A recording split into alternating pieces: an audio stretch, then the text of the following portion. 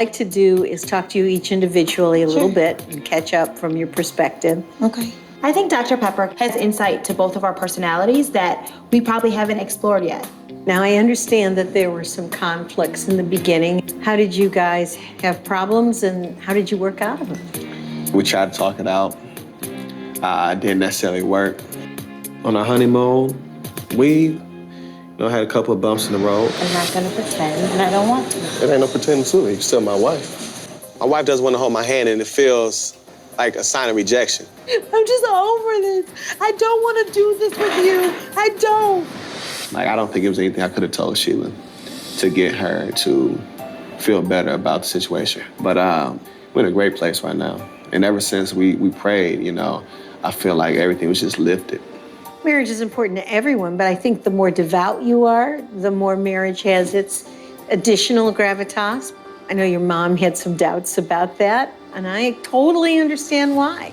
Has she softened up on this? She was still, a little bit overwhelmed by the whole marriage and how everything went down. But she's coming around. Nate and Shelia have to work out how their families are going to be in their lives, how to get both families happy and figure out who they are so the families don't become a disruptive influence. My family's super supportive and loving, and they didn't really balk at the idea of me marrying a stranger. However, they infused a lot of their expectations into this process, which for me was very overwhelming because there's so much that I can't control. So guest list, you're only allotted so many people. Unfortunately, when you walk down the aisle, there's people that I want to see who mean something to me.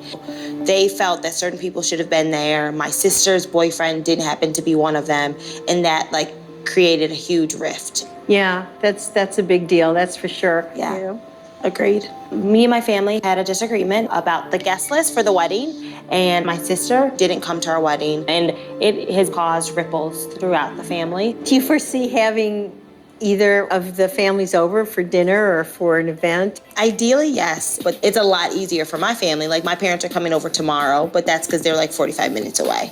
I'm worried. We're just in a good place right now, and I don't want this family drama to bring us down. Now, if the family's coming over, who's cooking? I'm working on it, Dr. Pepper.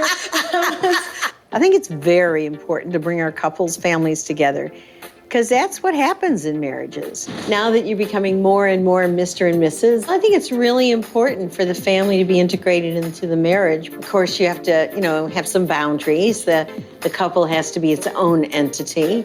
And I think it's important for each partner to see the family their husband or wife came from. I think it's great if you start to entertain a little bit, have some friends and some family over, and then figure out a plan to be husband and wife with these people. You get a lot of insight into understanding the family system, not just through some retelling of it by your spouse, but seeing those people, understanding their backgrounds, how your spouse would have grown up. Get a lot of insight that you can use to make your marriage better.